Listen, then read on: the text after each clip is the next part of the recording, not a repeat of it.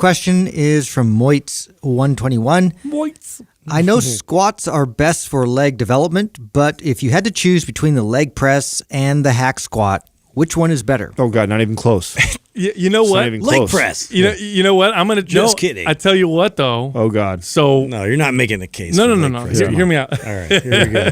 I want to make this exciting.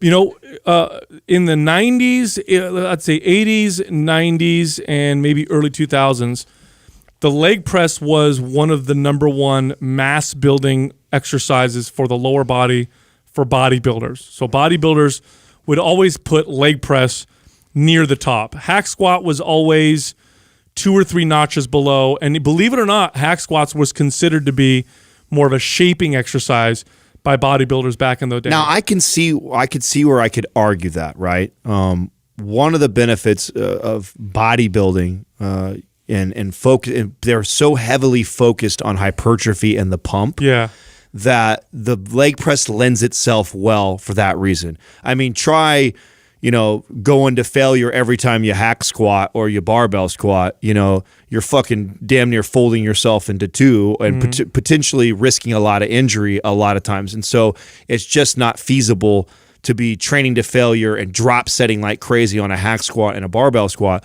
But a leg press, I mean, you could be taxed like crazy, get under there, and all the way to the very last rep, and you're not going to probably hurt your low back. You're not going to hurt your neck. You're not going to hurt your hips. There's not a lot of risk for chasing that failure. It's also the load, right? So I'm talking about a hack squat on a sled, not the hack squat that we'll do with the barbell, right? So when you're doing a hack squat on a sled, think about the amount of weight that you can load on it. Now think about the amount of weight that you can load on a leg press, and both of them are relatively similar. Like a hack squat typically is on a higher angle, so you're definitely it's gonna be harder to push with a hack squat because a leg press is typically at 45 degrees. Hack squat probably closer to it's definitely not 45 degrees, a little higher.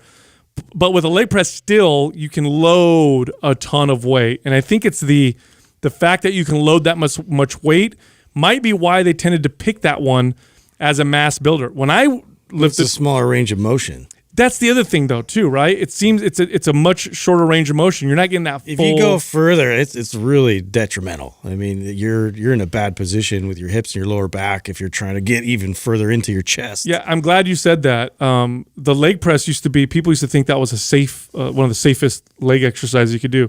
That's actually one where I've seen people hurt their backs. I've seen people hurt their backs bad on those things. Well, because they load it up. They load it up so heavy because you ain't frivolously. You ain't loading that much up on a barbell squat because it's gonna fold you up, right? So if you were to talk to like our friends like Brett Contreras or Eugene, they would for sure. They make the case that a hack squat is superior to a barbell back squat many times. So the value of a hack squat, I think, is incredible because you get similar benefits as you do with the barbell squat. You just don't quite have as much of the instability because you're on a sled and a machine, but you can load it and make it hard as fuck, and you can go deep all the way down just like you would do an ass to grass squat.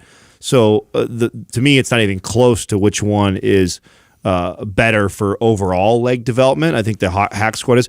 Although I leg pressed a lot early on, and the way I leg press though, I always single leg press. Yes. Yeah, no, you're a big advocate for that. I am huge on that for a couple of reasons. One, I don't have to be an asshole and load 40 plates on there, right? Because I can leg press the shit with just about anybody. I can leg press, single leg press. I've loaded up to 6 plates on each side. Wow. So imagine if I was doing both legs, you easily can do double. It's not that hard. Right, it's not that hard to get up there. But what I love about the single leg is it does force a little instability. So I have to stabilize my knee so my knee doesn't cave and flex in like that.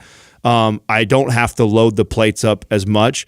I feel like it's a little more comfortable for me to go deeper in my range of motion. It's not rotating your low back so much. Yeah. So I'm a big fan of leg press, single leg press. I haven't done both feet on the leg press in a long time. It feels like lifting weights in a recliner to me. It's fucking lazy. I think it's worthless. I mean, I'll do it for building volume and stuff for my legs, but other than that, I can't justify it as like a legit. That's what it's great for that, right? It's a great Yeah. volume builder. It's a great way to do drop sets. It's a great way to.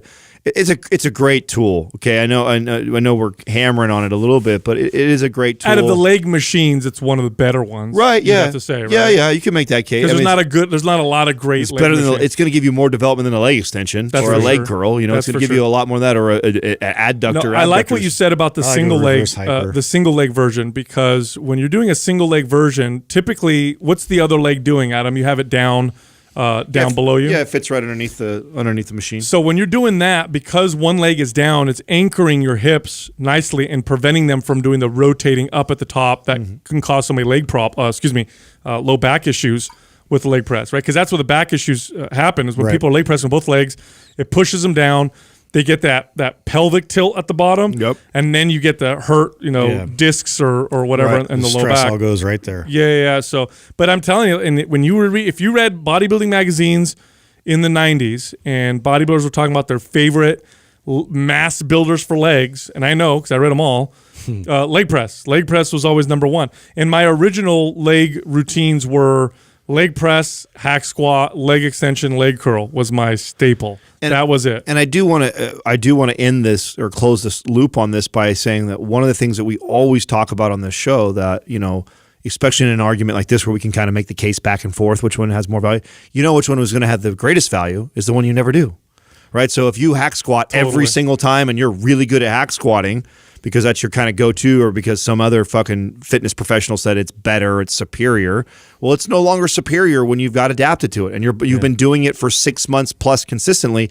You know what's going to be great for you? The leg press, because you never do it and you do it. And the same thing is true if you always leg press. So you got to remember that the novelty piece with the body is so important when we're trying to adapt and change. When you're trying to if you want to get good at just leg pressing or good at just hack squatting, then you stick with it over and over for as long as you can until you get great at it. But if you're looking for leg development and we're trying to build legs, build our muscle, then one of the best things you can do is do the one that you haven't been doing the most consistently. Yeah, such an excellent point. And then also, I want to add this.